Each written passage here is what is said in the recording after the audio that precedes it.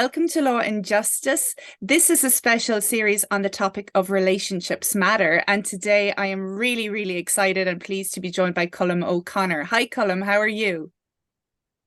Hey Jane, how are you? I'm good. I'm great. And excited, as I say, to Mhm. have an exchange with you about education and the joys of it and the challenges of it. But maybe you can just tell me a little bit about yourself, Colm, before we dig in, please. Sure, my name is Colm. I'm the principal of Cork Educate Together Secondary School. I am the founding principal, so I've been in the role for 7 years.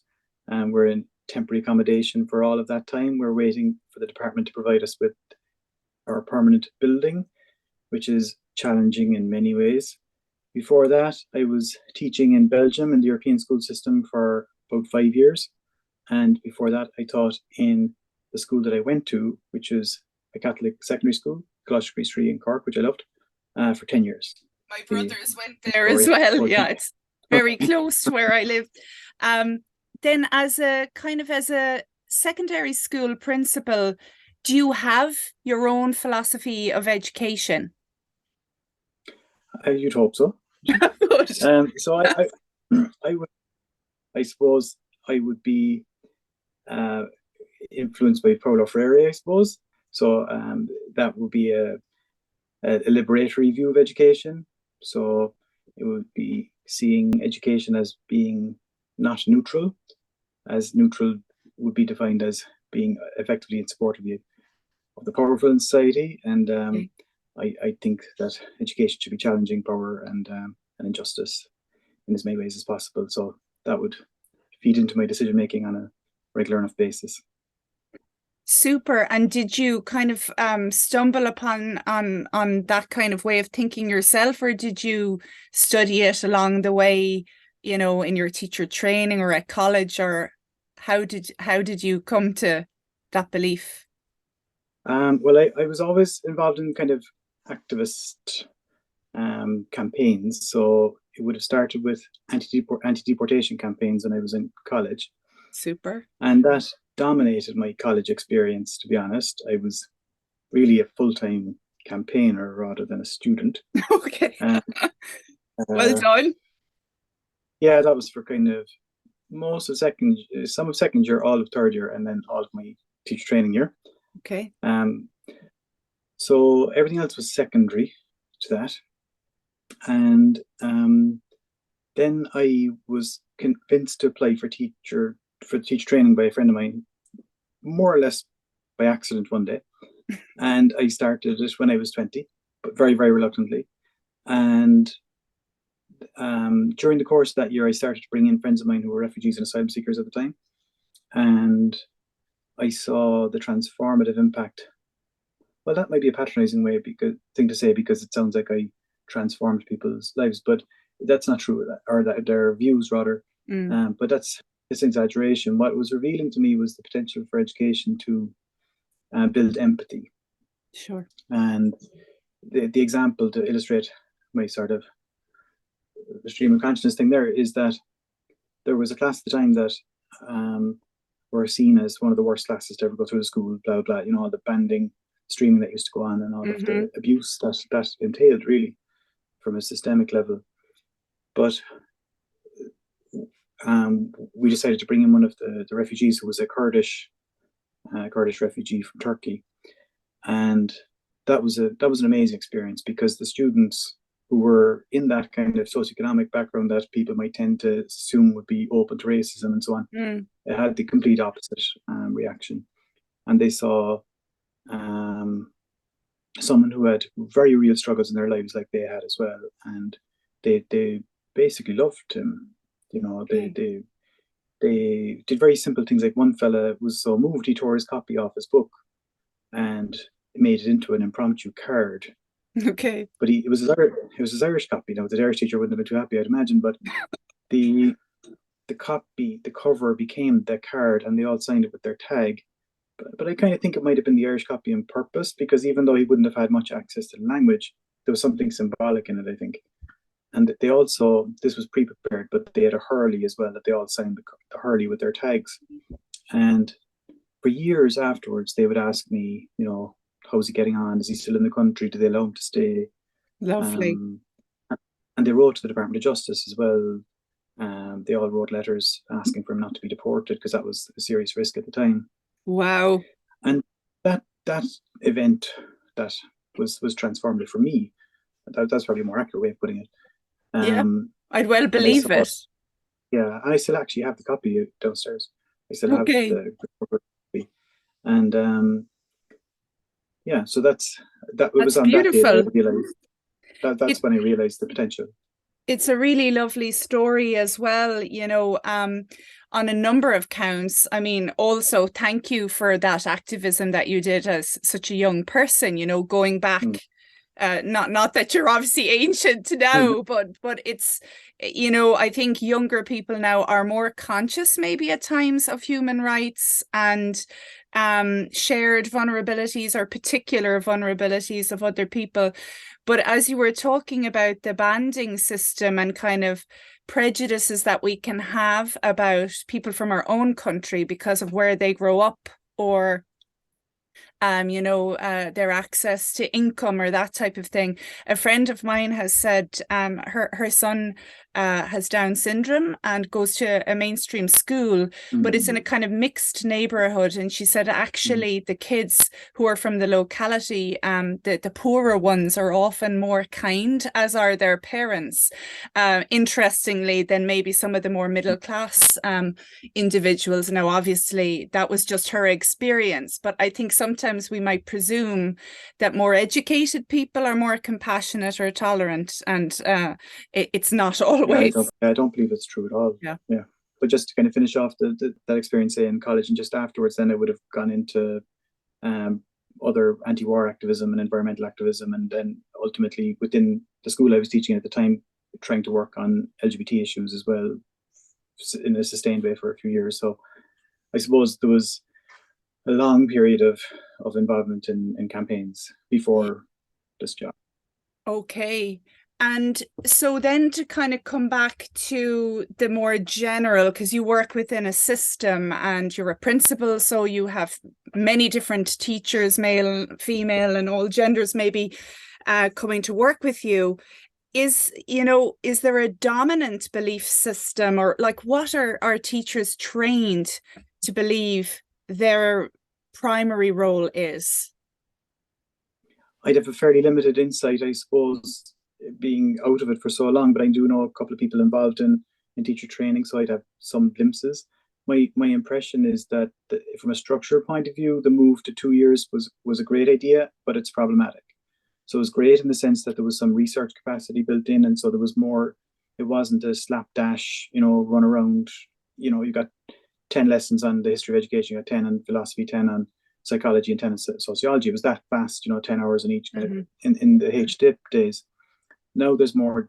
There should be time for more depth, and there's time for research. There should be the sense that I can identify a problem, and I can gather the methodologies to investigate it, and I should be taking that into my practice then. But because it's 2 years and it's not funded, it's become less accessible to minority groups and to people from lower socioeconomic backgrounds. And so you have an intensification, I think, of what was always there, which was that it's a very white middle class profession, and that's problematic. So I think it should be, my personal view is that 2 years is good, but it should become funded so that it can become much more inclusive. Okay. But when I meet the people involved in teacher education, it sounds like good stuff that they're learning about in the space made for social inclusion and diversity and critical thinking and critical pedagogy and all those things. It's just, if it remains as it is, there's the tendency for the background of the collective to be a limiting factor on what's possible once waves of those students hit the school system. When you've been conducting interviews with would-be new teachers for the school, like, would any of them have really, or would they all typically talk about the importance of building relationships with kids, you know, that they're going to be teaching, and even, you know, the importance of building positive relationships with the parents and wider community. And the reason I ask this is I'm very interested in attachment. So like infant parent attachment, but how that can then have ramifications for us, for all of us down the line. And if I've had maybe an insecure attachment or avoidant one, I might bring that in if I were a teacher into the classroom, and that type of dynamic. So are you aware really of the kind of significance in teacher training about relational health and how we can kind of foster good, strong, safe relationships in the classroom? No, I don't know anything about teacher training in that sense. Okay. From our perspective, I suppose the most relevant observation might be that we strive to be a restorative school. Oh, lovely. And so from a recruitment point of view, as you've mentioned there, we make our ads quite explicit in terms of what we do. So it's pro junior cycle reform in terms of shifting away from large amounts of knowledge to having more of a balance with skills and values. It's pro, you know, it's a sort, you know, being very clear that restorative practice is the way that we try to build positive culture and resolve conflict when it arises. And we talk, and it's also, you know, aspects of digital education and so on. So our ads tend to be, I would say, Marmite for readers. And that's really important that that's clear. Okay. So I think that a lot of people wouldn't apply if they thought, you know, that restorative practice was a hippy dippy type thing, or it just wouldn't be a good fit for them or us. And then, you know, so most of the people that we meet understand what we're about and are waiting for it or move for it. So many people, you know, move home, or, you know, if they see us as being, say, more akin to international schools they'd worked in, for example, not in terms of the access, but in terms of the atmosphere, maybe.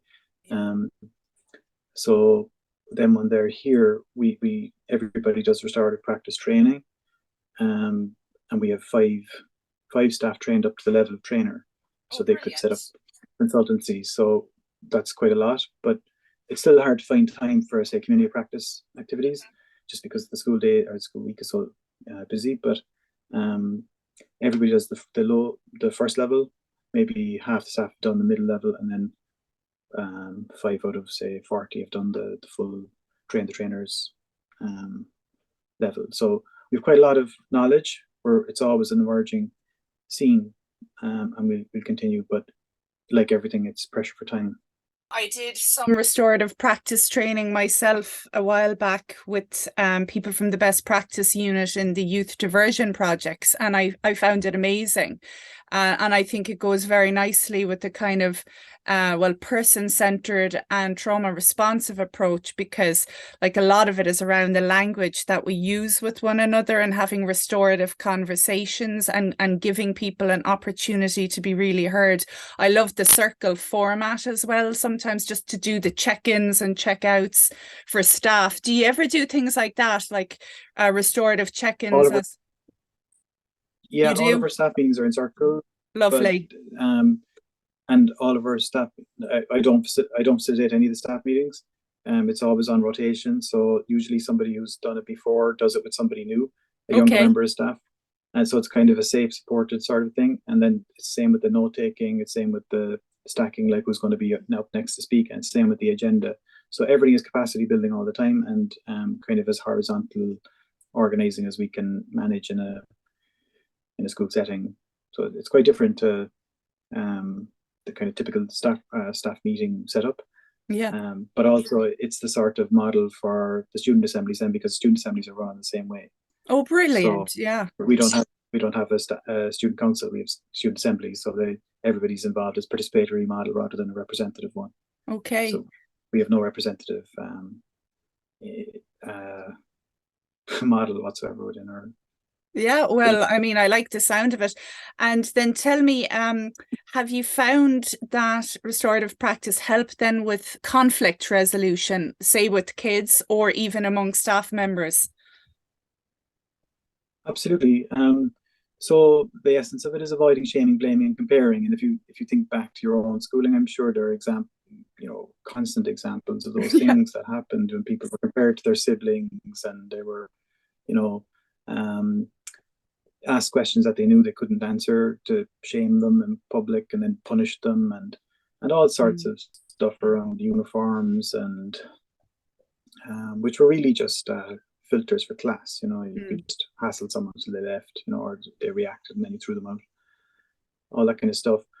So yeah, as I said, we would, in an ideal world, if we had more time, we would have more community to practice to kind of workshop different scenarios. But what I have heard when people visit the school is they think there's a light atmosphere as soon as they arrive, Okay. a light and safe atmosphere.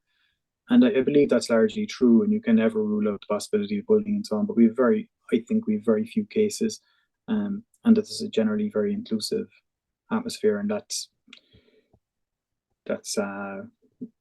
the engine of that is the restorative values, I think.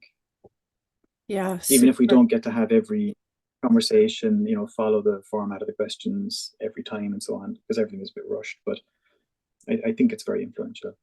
Yeah. And time, of course, is a barrier in everything, I suppose, with you can have such great ideas about what you want to do in any given system, but then there are the demands of the system itself. And well, key performance indicators in this regard, are your results, I guess. How are you in the pecking order of, in relation to other schools? Um, Mm. which brings me on nicely to what, in your Mm. view, are Or, the kind of the main barriers to schools being able to create kind of safe, inclusive, compassionate environments so that all children flourish. I think we have a fundamental problem in the country that um, we don't have a national consensus on the purpose of education. I think there's a conversation that hasn't happened yet that is urgently needed, because if we had that conversation, we would discuss the models that are possible. And for me, we have a very fragmented system. It's the same in the health service. It's the same in education. I'm sure in housing and other things that I don't know very little about. But we have a very weak sense of central government and local government, and everything is outsourced, and it's a legacy of the role of the church and subsidiarity, and the state seeing itself as being secondary in a sense, and that's been replaced in some contexts by the private sector of healthcare and so on, fitting neatly into the remnants of kind of a class-based health service, I think, with private hospitals that were there before. So I think that the biggest barrier to inclusion is the fact that we don't have a public model of education. What we have is a fragmented system that's more like the Hunger Games, and the because at second level in particular, schools are pitted against each other by those toxic tables that you mentioned, and most schools, I suppose, succumb to that pressure, and um, I think that's it.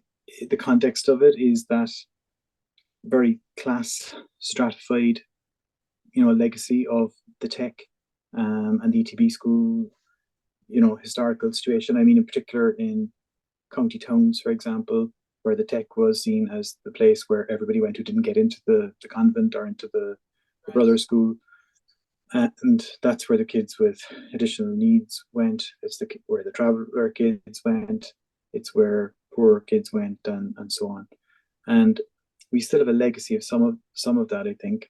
And what's mistaken for standards a lot of the time is its legacy privilege that came not from quality teaching or quality care, but um, vicious entrance policies, which most of us benefited from. I'm sure most of the people in the Dáil benefited. I'm sure most people working in colleges benefited from it. And what I mean by that is we all did entrance exams. Yeah. And those entrance exams were filters for all those things that I mentioned, ability, class, and so on. And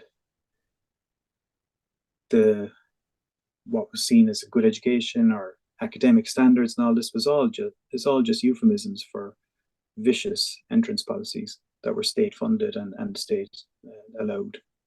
And a lot of that stuff is gone, thankfully. Whether it be, say, the baptism barrier at primary level, even though that there's moves to try and bring that back. Whether it's the gradual insistence that fees aren't charged to people as a form of entrance or as a precondition for entrance. But there's still a long way to go in terms of, say, opening special classes, even though that's a whole word in itself. Of some people think that it's a bad idea in itself, but I don't think there are people who refuse to open special classes are involved in it from the philosophical point of view of what's the best model of integration, but rather we don't want those types of kids here because it'll bring down our results. And if you look at a few of the schools in the city had 100% transfer rate course paper to UCC. Now, I don't know if that's possible. I actually don't believe it, because what that means is that across several schools, not one person was sick during the exams to affect their ability to go to college. Not one person had additional educational needs that would prevent them from being able to go to college. Not one of them decided to go traveling or go to a college in a different country. Not one of them decided to take a year off or a year out to work. So, like, I actually don't believe the numbers. Son would say a bit sus. I don't believe it's true. But even if they're largely true, it's still a fucking statement that's seen as a positive thing. I want there to be kids who have the confidence to say, yeah, I'm going traveling next year, and then I come back and I'll do the college. We're afraid that they won't come back, but they will if they want to. That's true. I want them to say, yeah, there's a great course in maybe the Netherlands, and I'm going to go there and I'm going to work, and the fees are minimal in Belgium, and I go there, and I know there's other costs and so on. But I like the idea that there's a variety of paths out of school that we celebrate when people want to do trades that they're passionate about, and in all of this toxicity, because it leads to hurting children. Because what it means is that you really don't want those people to come to your school, and when somehow they manage to get in, it's going to come across in your body language and your decisions, and you really want them to leave. And when you make decisions about, say, costs of registration fees, you're deliberately, excluding people, and the people who are there know that they're there because they could pay the fees. So their position is compromised. They're not there on a conditional welcome. They're there on a conditional sense. I don't think that's not grounded in love. That education should be grounded in love. Education should be grounded in love. Is it, Colm? Is that what you said? Yeah. But I was just making sure I heard you correctly, and I love that sentiment. It's just not one that you hear all the time, is the point, and particularly not always from men.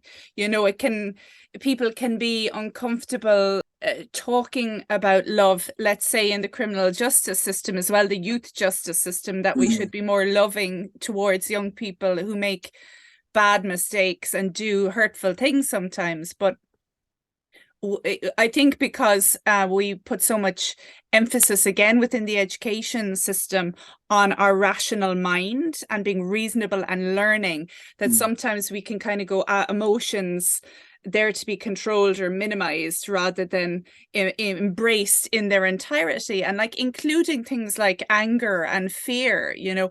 Just on some of the points that you raised there, let's say access to school for traveler children, for example, or you know, kids whose parents were from Africa who are less welcomed here than Ukrainian children for a long time. They then get a place in a school somewhere. Do you think that schools actually understand the importance of safety in order to learn? So like we talked a bit about the relational connection, but if I don't feel safe as a child, the part of my brain, that the front part, the prefrontal cortex that is linked to language processing, to thinking about the future, you know, making plans to go to university or traveling or whatever else, those go offline for me. So like, is that something that our education department grapples with enough, do you think? The Department of Education, isn't it? Yeah, or schools in general. Like my own thing is, until recently, I would have presumed as a fairly privileged middle class person, schools are safe. Why wouldn't people feel safe there? But that's because of my own experience growing up. But if I'm coming from either, you know, a family dynamic that is chaotic, or there's not enough food on the table, or I just had to walk by people and I was called a load of racist names, that's going to upset my nervous system. So I won't be in a position to learn. I'm just wondering, is that well understood, do you think? Well, I think that it's to do with the extent to which inclusion is real, or something that's on every, you know, it's just a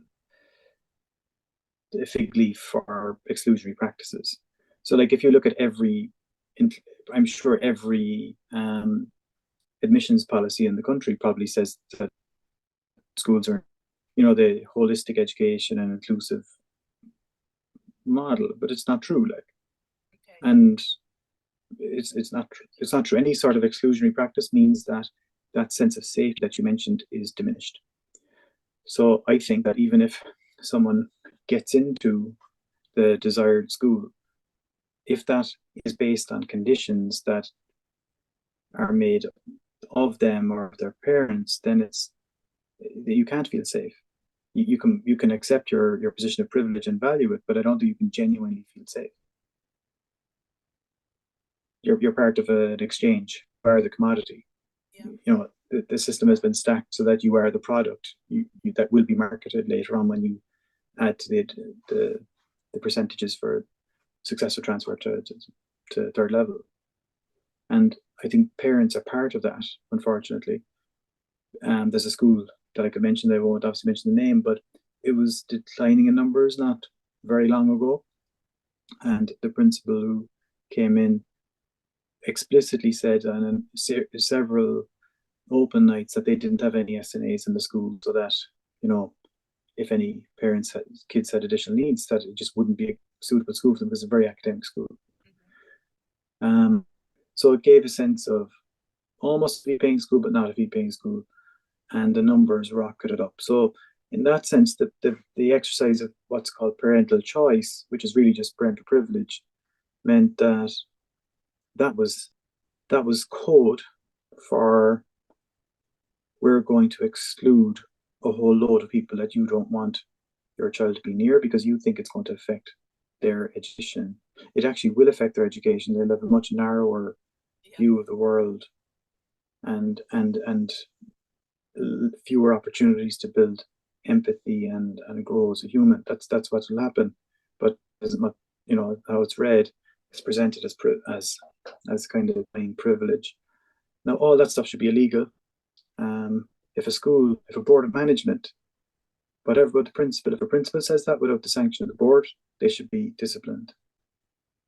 If a board says that, or if the principal says that with the permission of a board, the school should lose its funding. It goes for those conversations that parents have, where a parent goes into a school and they say, your child is very, very welcome. Very welcome. We love you, boy, blah, blah. But I'm just a bit concerned. I'm a bit concerned that, we're a very academic school, and I'd just be afraid that, they'd struggle. And don't get me wrong, no, they're very welcome. Of course, they're very welcome. But, there's another school down the road, and they're very good at this kind of stuff, and they're specialists actually. And I think that, maybe the pace of the school, blah, blah, blah, it's all crap. It should be illegal, and they should lose their funding if any of those words come out of their mouths, because what they're doing is in a publicly funded school. One of our teachers is American, and when I was talking to her about it, she said that it is actually legal in America in a publicly funded school. You cannot say any of those things. Yeah. Your recent article in the newspaper, in the Examiner, I think it was about inclusion and exclusion, and parents play such a role like you described. And I suppose they could say, like, I'm a parent myself, and you're a parent. Like, parents want to do what they think is best for their children, but as you say, actually trying to funnel them into a school where they only meet the same type of person. I can think of how many of our, the people who bankrupted the country actually went to the same school, and in Dublin, men of 60 would still be asking each other what school do they go to, because it shows their social pedigree or something, or sending children to boarding school as well, which is an abuse actually in itself, but is seen as a way of, giving them every opportunity, perhaps. As a principal of an Educate Together school, I'd like to just chat to you a little bit about the relationship that most schools in this country have with organized religion.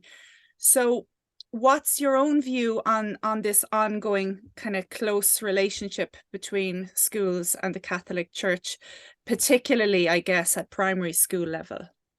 Because we don't have a public model of education, it's very hard for our system to adapt.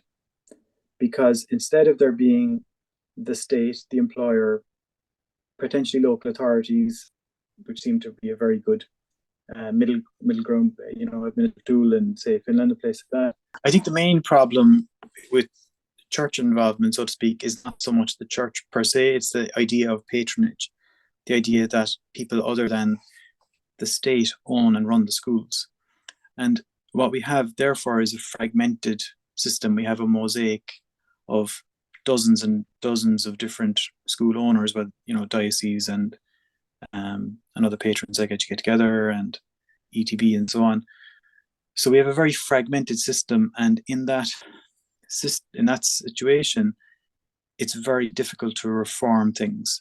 So you have a general difficulty to reform because you have so many players involved in it, and so many different stakeholders.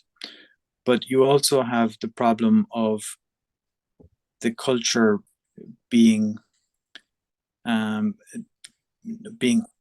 the culture schools lagging behind societal change.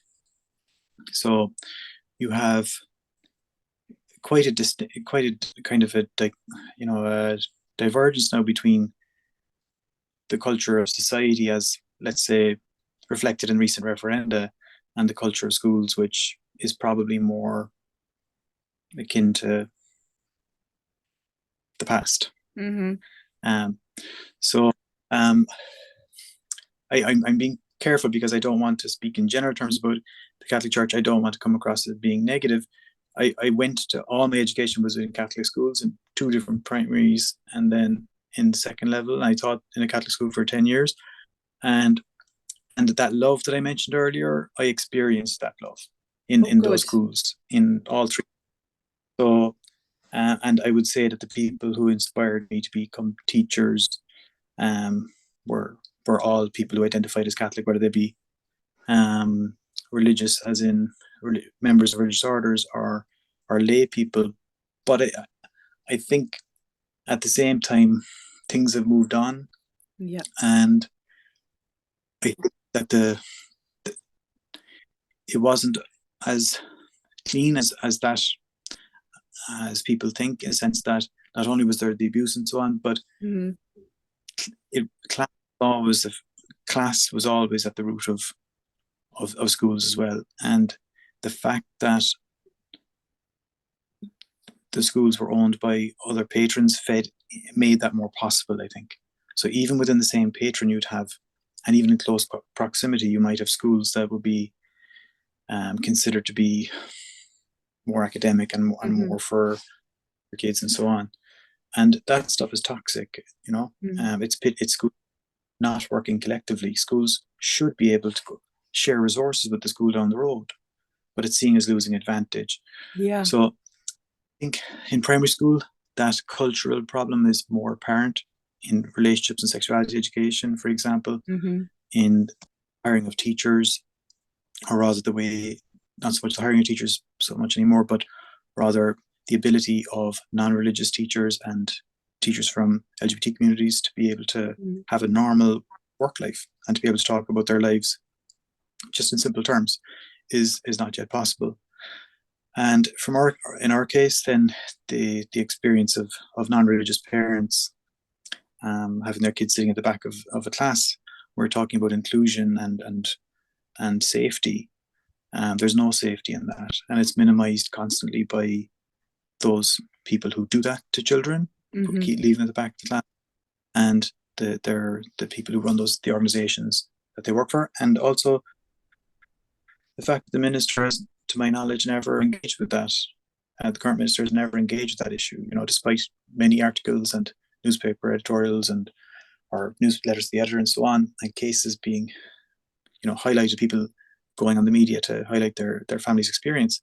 It's not considered a human rights issue, even though Children's Rights Alliance have identified it as a human rights issue. The United Nations have done so, and there's just constant minimization of religious rights because they're not really seen as rights actually, or they're, you know. So I think that's completely unacceptable, and whatever happens with patronage, that'll probably take some time to play out. There's no reason why, in the current situation, accommodation couldn't be made to ensure people's religious rights within those settings. And I think it's deliberately not accommodated because they know that if an alternative was given, for example, ethical education, that a large number of people would shift towards it. Yeah, it's a really interesting point. A while back, I got in an exchange in Twitter. I think it was in response to an article by Moncrief about being one of the kind of a la carte Catholics. Really, I wouldn't define myself as a Catholic, but, you know, we went through the rigmarole of communions with both children, and now for my son it was mainly the money that induced him in the end. But many parents during COVID, when my daughter's communion was postponed, none of them were regular churchgoers to my knowledge, but the mums were all obsessed with the idea of the party. And particularly because it was COVID and we'd been cooped up for ages, the dinner, the nails, the hair, the outfits. And I was going, I could so understand how people would be very angry that their child's access to education, or, you know, non-religious education, was being hampered by, there might be dads now who also were really enthusiastic about the communions or the party dimension. But like, is that another example now of just parental lack of regard for the rights and needs of others? And that, you know, why can't we, if you want to make the communion, be responsible for the child's instruction yourself, or sign up for some class of a Sunday school or something, take it out? Is that where we should go, Colm, do you think? That's not a controversial thing even within the Catholic Church. You know, there'd be plenty of people would see it as problematic that you essentially have large numbers of non-religious teachers teaching large numbers of non-religious children religion. And the ability of teachers to communicate that which they don't understand or care about. I don't mean all of them. There was a survey last year, it's like Charting Children's Lives or something. It's DCU, I think, on junior infants teachers and around the country. And they said that religion was their least favorite topic to teach, and that the vast majority of them didn't spend the time that they were supposed to spend on it. So you have this kind of dishonesty about how much religion is being done. And there are plenty of people within the church that would see that as being problematic, and that they should downsize dramatically and have authentic religious institutions. Now, Right. I don't have a huge problem. I have a general problem because I think public funds should be spent on a public model of education. But if that happened and there were far fewer of them, I wouldn't have a huge problem with that, as long as they weren't in rural areas. Because in rural areas, well, by which I mean where there's places where there's only one school, Yeah. it's never possible to provide alternatives. There's only ever going to be one school in the village, like in our case. Yeah. And in our case, we started in the school and it became untenable to stay there. Right. And one of the things that really annoys me is the idea of it being a choice to send your child to a non-Catholic school. If you're living in the urban area and there's two schools nearby, you could argue that that's choice, but in most cases it's not. In most cases, what you're doing is commuting to a school, because there are only 100 schools out of 3,000 that are say Educate Together schools. In our case, we're commuting for 30 minutes each way every day for the past maybe 7 years. Okay. Maybe 6 years.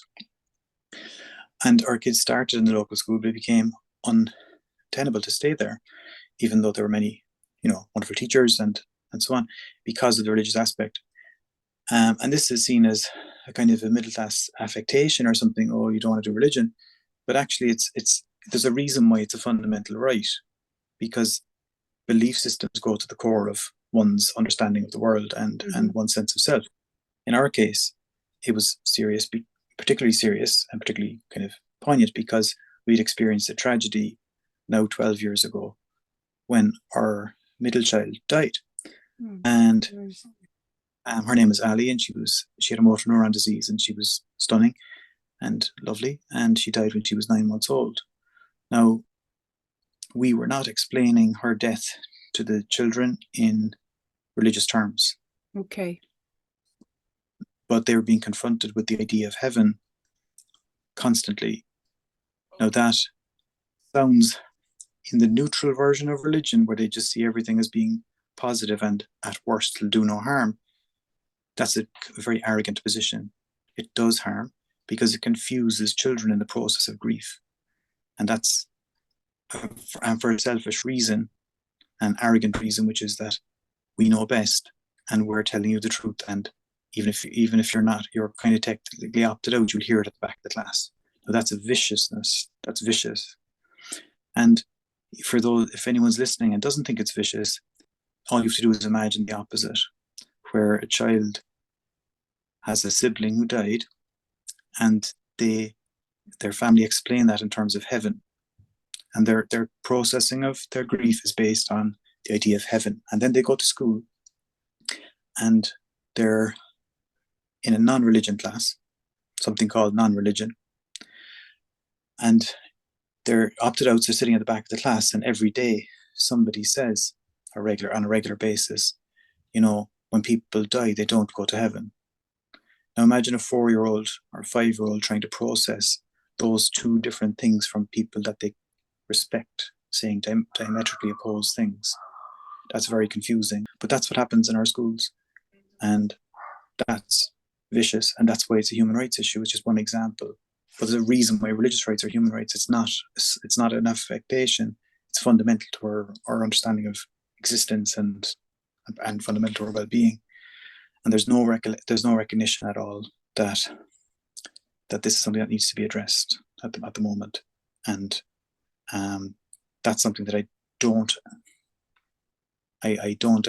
respect the Catholic Church general response to that at all, even though I acknowledge huge value in the education that I received and most of the country. I was in a Catholic school as well. And funnily enough now, because I was a different young person than I am now, obviously, because it was a Catholic secondary school, we had one religion teacher who was a sub at the start of first year, I think it was. And he actually told us he was an atheist. And I was shocked and appalled at the time because it was so out of step, but like how brave in one sense, to state things so boldly. Perhaps he had no aspirations of staying on there or whatever, but you're really right that there is no real tolerance for other belief systems when one is the dominant, when this is the party line, so to speak. And I've always thought, if I was the parent, let's say a Muslim parent, and my little child was coming home singing Catholic hymns, because they're down the back of the church and it's an earworm, or not the back of the church, the back of the class. And they're just humming it along or singing it and thanking Jesus. It's very annoying, to say the least, deeply wounding, as you say, because it goes against that core that people can have, and many, many do. Before we finish up, Colm, and thanks so much for your time, like, do you have hope that we're going to resolve this issue anytime soon? Like, does the Department of Education need to listen to the human rights bodies and the Children's Rights Alliance and our Irish Human Rights and Equality Commission and take this issue a bit more seriously, and recognise that these little children are individual rights holders, their parents are rights holders, and this kind of one size fits all, bar the few Educate Together schools. I know there's more and more all the time, but not enough to meet the demand, let's face it. So do we need to properly grapple with this issue? There isn't more all the time, unfortunately. Okay. So the patronage, the divestment model has stalled, Okay. And also, whereas before, when divestment was being discussed, there was an implied process where they'd consult with the community and see what people wanted, whereas they don't do that anymore. So any schools that are being transferred to the ETB, so Educate Together, aren't getting any of those schools. And there's very few new schools being built at the moment. So there isn't actually more there's different. We would say equality based would be our phrase rather than multi-denomination, because multi-denomination implies that it's religious, but it's multi-religious as opposed to non-religious as well. I think there's a problem with the Education Act, the 1998 Education Act, and there's a problem with our constitution. So I don't know if people know, but the first draft of the 37 Constitution had the state being responsible for education, and then there was a single word put in. I don't know if you know the story. I think I probably do, but I've forgotten it. So remind me. The word "for" was included, so the state became responsible for the state being. Is it or something? For the provision of education. Instead of being directly responsible, they became responsible for the provision. So they weren't the direct service providers. They could kind of contract out or contract in or that type of thing. Exactly. So then that's how the patronage model developed and eventually consolidated. There was nothing automatic about it when we became independent that we would end up the way we are. So I think that we need to revisit the role of the state in terms of its role in education. It should become the single driving determinant of what happens. At the moment, it's not really in control, I don't think. They like to think they are. They send out their circulars and so on, but actually it's mediated through whole layers of power that really aren't afraid of them. And you see contradictions in things like the Education Act, where if you take something like relationship and sexuality education or SPHE, it'll say things like respecting the in consultation with parents, and then it'll say with regard to the characteristic spirit of the school. So that's okay if culture and as the culture of the school and culture society match, and the parents' view and those of the school's view. There's no contradiction in that statement. But now there's a contradiction. There's a significant contradiction built into the Education Act, which says that at one, not to consult parents, but also you can go with the characteristic spirit of the school. So when it comes to, say, relationship sexuality education, it's just a really good example of a wider problem, which is the divergence between the culture of parents in a broad sense, and the religious culture that influenced those schools. So I think that we need to revise the Education Act so that clarity is brought to that, because not only does it not actually give rights to parents, there's no rights of the children mentioned, because they're individual. They're individually, they have rights independent of the parents, which they didn't before the referendum, the 2012 referendum. So when people talk about the rights of patrons in the education system, none of this is tested. So if court cases happened, there would have to be due regard for the constitutional amendment relating to children's rights. There would have to be regard for, I would imagine, same-sex marriage referendum. And I think the rights of parents are inadequately represented as well in say, in the Education Act. So I think there's an awful lot of stuff that, were to be tested, I think the state would lose. But what's required for that to happen is somebody to gamble their house. Exactly. I was thinking you'd want to be fairly fanatical in your pursuit of your rights, because testing things in the courts is not a cheap endeavor, unfortunately. And we don't have class actions. If we had class actions, you could have a group of children and parents from various different faiths and identities where they would feel poorly served or unequal and excluded, really, or have their rights violated by the system. So that's a kind of a form of violence, I think, as well. It's actually preventing people from having access to the justice system, and it's not limited to education. There's I'm sure there's other areas as well, but like that's very, very undemocratic of our society.